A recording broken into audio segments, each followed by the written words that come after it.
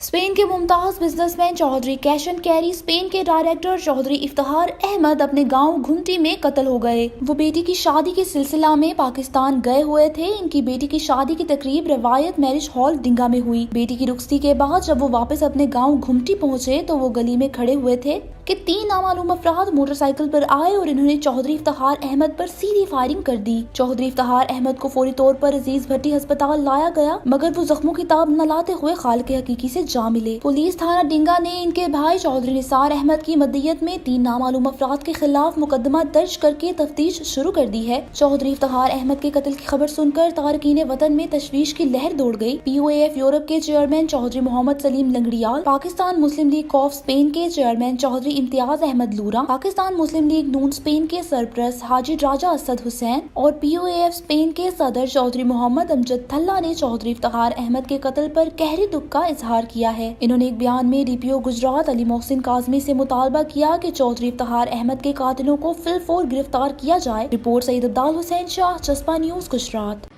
अस्सलाम वालेकुम, मेरा नाम ज़ैनब बुखारी है और मैं द सेंट्रियम प्रोजेक्ट की जनरल मैनेजर मार्केटिंग हूँ।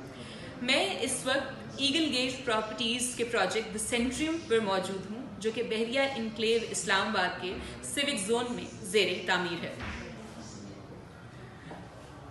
द सेंट्रियम 44 किनाल के रकबे पर बनाया जा रहा है। जगह का इंतखाब इंतहाई मेहनत से किया गया है।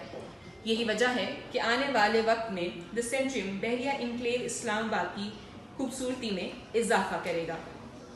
द सेंट्रियम एक जानिब से मरी हिल्स का नज़ारा देता है, जबकि दूसरी जानिब मागला हिल्स के मनाजिर हैं। द सेंट्रियम के ग्राउंड फ्लोर पर एक जदीद शॉपिंग मॉल बनाया जा रहा है, जबकि ऊपर के 9 फ्लोर रिहायशी रखे गए हैं। रिहायशी मंसूबे में 1, 2, 3 बेड्स के कुशादा अपार्टमेंट्स बनाए जाएंगे।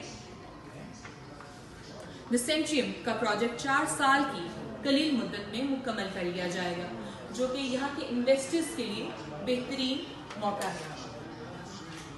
ये प्रोजेक्ट की थी जी कुछ डिटेल्स। आपके वक्त का बहुत शुक्रिया।